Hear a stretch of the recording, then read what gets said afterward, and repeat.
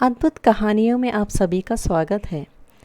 आप सभी से एक छोटी सी विनती है कि आप सब मेरे इस चैनल को सब्सक्राइब कीजिए और बेल आइकॉन पर प्रेस कीजिए ताकि मेरे हर एक वीडियो की नोटिफिकेशन आपको मिले।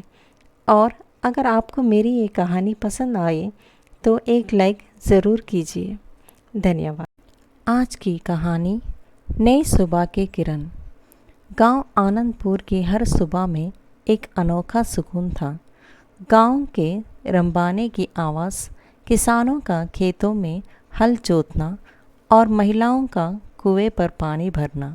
लेकिन इस गांव की पुरानी परंपराएं और अंधविश्वास नई सोच और प्रगति के सामने सबसे बड़ी बाधा थी।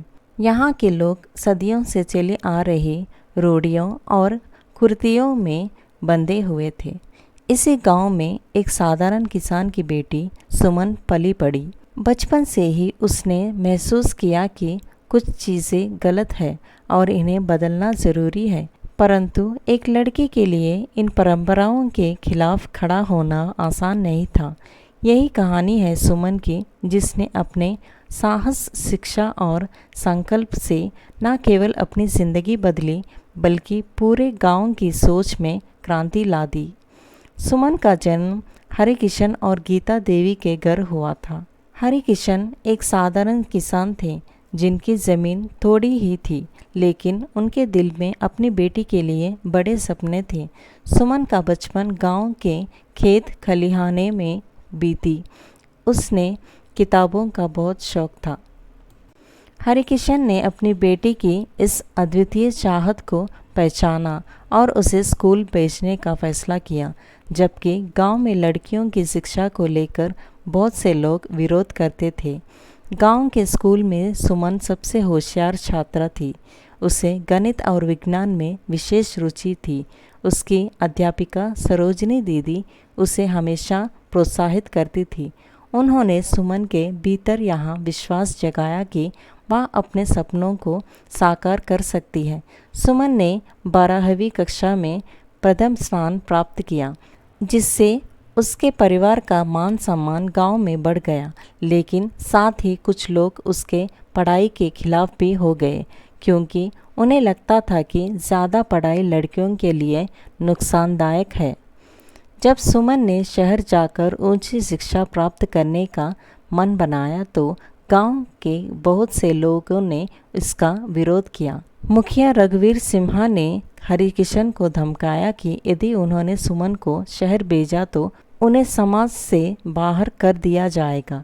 लेकिन हरिकिशन ने अपनी बेटी के सपनों को टूटने नहीं दिया। उन्होंने अपने जीवन भर की जमा पूंजी निकालकर सुमन को शहर भेजने का प्रबंध किया। शहर में आकर सुमन ने कॉलेज में दाखिला लिया। यहाँ उसके जीवन का एक नया दौर था। कॉलेज का वातावरण, शहर की चकाचौंध और वहाँ के लोगों की सोच, सब कुछ उसके लिए नया था। लेकिन उसने हर चुनौती का सामना किया। वहाँ उसे कुछ अच्छे दोस्त मिले जिन्होंने उसका साथ दिया और उसे नई नई चीज़ें सिखाई। सुमन ने कॉलेज में रहते हुए सामाजिक कार्य में भी भाग लेना शुरू किया। वह जानती थी कि गांव में उसकी जैसी कई लड़कियां हैं जिनके सपनों को समाज दबा देता है। उसने अपने गांव की महिलाओं और बच्चों की स्थिति को सुधारने के लिए एक योजना बनाई। उसने अपने प्रोफेसरों और मित्रों से मदद मांगी और गांव में एक शिक्षा और स्वस्थ जागरूकता अभियान चलाने का निर्णय लिया। सुमन छुट्टियों के दौरान गांव लौटी और उसने महिलाओं के लिए एक शिक्षा केंद्र खोलने का प्रस्ताव रखा। शुरू में गांव के लोग हिचकिचाए, खासकर पुरुष वर्ग, लेकिन सुमन ने हार नहीं मानी। उसने घर घर जाकर महिलाओं को शिक्षा के महत्व के बारे में समझाया। धीरे धीरे कुछ महिलाएं उससे जुड़ने लगी। सुमन ने शिक्षा केंद्र में महिलाओं को पढ़ाई के साथ साथ स्वास्थ्य और स्वच्छता के बारे में भी जानकारी दी। उसने उन्हें अपने बच्चों को स्कूल भेजने के लिए प्रेरित किया। इसके अलावा उसने महिलाओं को सिलाया, बुनाई और अन्य कौशल सिखाए ताकि वे आर्थिक रूप से आत्मनिर्भर बन सके।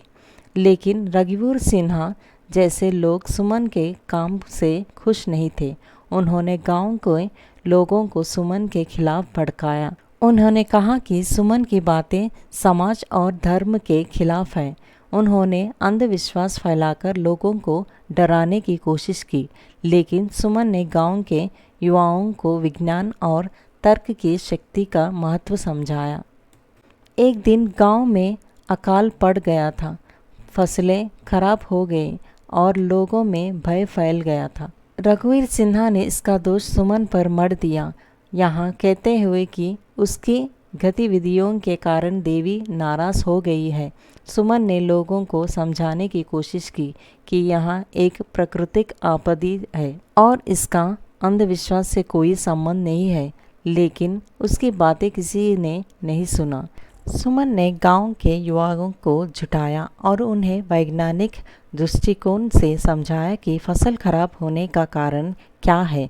उन्होंने गांव में एक किसान सभा का आयोजन किया, जहां उन्होंने कृषि विशेषज्ञों को बुलाया और किसानों को नई तकनीकों और खेती के सही तरीकों के बारे में बताया। धीरे धीरे लोग समझने लगे कि सुमन सही कह रही थी और अंधविश्वास में कोई सच्चाई नहीं है। सुमन के संघर्ष और गांव के बदलाव के बीच उसके व्यक्तिगत जीवन में भी कई उतार चढ़ाव आए। उसकी मां गीता देवी बीमार रहने लगी और परिवार के आर्थिक हालत भी खराब हो गया, लेकिन सुमन ने हार नहीं मानी। उसने शहर से अपने कुछ मित्रों की मदद से अपनी मां का इलाज करवाया और परिवार की आर्थिक स्थिति को सुधारने के लिए गांव में महिलाओं द्वारा तैयार किए गए उत्पादों को शहर में बेचने का काम शुरू किया। सुमन के इस कदम से गांव की महिलाओं में आत्मविश्वास बढ़ा। वे अब अपने पैरों पर खड़ी होने लगी और समाज में अपनी पहचान बनाने लगी। सुमन की मां गीता देवी ने भी अपनी बेटी की इस मेहनत को देखकर गर्व महसूस किया और अपने जीवन के आखिरी दिनों में सुमन के काम को पूर्ण समर्थन दिया। सुमन के प्रयासों से गांव में बड़ा बदलाव आया। महिलाएं अब खुलकर शिक्षा केंद्र में आने लगी। वे सुमन के बताए हुए तरीकों को अपनाने लगे और अपनी ज़िंदगी में सुधार लाने के लिए तैयार हो गई। गांव में अब पहले की तरह अंधविश्वास का बोलबाला नहीं रहा। लोग अब विज्ञान और तर्क की बात करने लगे थे। मुखिया रघुवीर सिन्हा की पकड़ गांव पर कमज़ोर हो गई।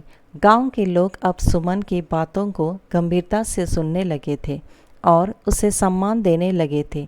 सुमन ने अपने गांव में एक पंचायती बुलाई, जिसमें उसने सभी को एक साथ लाकर शिक्षा, स्वास्थ्य और स्वच्छता के महत्व पर चर्चा की।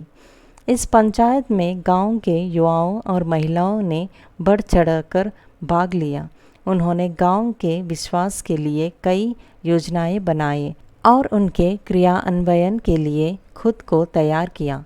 गांव में अब शिक्षा का महत्व समझा जाने लगा और लोग अपने बच्चों को स्कूल भेजने लगे थे। सुमन के प्रयासों से गांव की नई पीढ़ी एक नई सोच के साथ आगे बढ़ने लगी। वे शिक्षा को जीवन का अभिन्न हिस्सा मानने लगे थे। सुमन ने गांव में एक पुस्तकालय की स्थापना की, जहां बच्चे और युवा आकर पढ़ सकते थे। गांव के लोग जो कभी सुमन के खिलाफ थे, अब उसकी प्रशंसा करने लगे थे। उन्होंने समझ लिया था कि सुमन की बातें समाज के हित में थी। गांव के युवा अब शिक्षा प्राप्त करने के लिए शहर जाने लगे थे और वापस आकर गांव के विकास में योगदान देने लगे थे। मुखिया रघुवीर सिन्हा, जो कभी सुमन का सबसे बड़ा विरोधी था, अब सुमन के विचारों को अपनाने लगा था। उसने अपने बेटे की शादी सुमन से करवाने का प्रस्ताव रखा, लेकिन सुमन ने इसे विनम्रता से अस्वीकार कर दिया। उसने अपने जीवन को समाज सेवा के लिए समर्पित करने का फैसला किया और शादी न करने का निर्णय लिया। सुमन अब गांव की एक आदर्श बन चुकी थी। उसने अपने सपनों को पूरा करते हुए डॉक्टर की पढ़ाई की और गांव में ही एक अस्पताल खोला। अब वहाँ न केवल बीमारियों का इलाज करती थी बल्कि लोगों के मन में अंधविश्वास और रूढ़ियों को भी दूर करती थी। सुमन की मेहनत और समर्पण ने पूरे क्षेत्र में एक मिसाल कायम की। गांव के लोग, खासकर महिलाएं, अब अपने अधिकारों के प्रति जागरूक हो गई थी। वे आत्मनिर्भर बन चुकी थी और समाज में अपनी पहचान बना रही थी। सुमन का जीवन अब पूरी तरह से समाज सेवा में व्यतीत होने लगा था। उसने गांव के बच्चों के लिए एक छात्रवृत्ति योजना शुरू की ताकि वे उच्च शिक्षा प्राप्त कर सके। उसने महिलाओं के लिए स्वावलंबन केंद्र स्थापित किया जहां वे विभिन्न प्रकार के कौशल सीखकर आर्थिक रूप से मजबूत बन सके। सुमन का जीवन एक नई सुबह की किरण जैसा था जिसने अंधकार में डूबे हुए गांव को प्रकाश से भर दिया। उसकी शिक्षा और साहस ने न केवल उसके जीवन को बदला बल्कि पूरे गांव को एक नई दिशा दी। गांव की नई पीढ़ी जिसने सुमन के संघर्ष और उसके परिणाम देखे थे, अब एक नई सोच के साथ आगे बढ़ रही थी। वे शिक्षा, विज्ञान और समरसता के महत्व को समझ चुके थे और इन मूल्यों को अपने जीवन का हिस्सा बना लिया था। सुमन का जीवन इस बात का प्रमाण था कि अगर एक व्यक्ति ठान ले तो वह समाज में बड़ा बदलाव ला सकता है। उसने यह साबित कर दिया कि शिक्षा और साहस के बल पर अंधविश्वास, जात पात और स्त्री पुरुष भेदभाव जैसी कुरीतियों को मिटाया जा सकता है। यही इस कहानी का अंत है।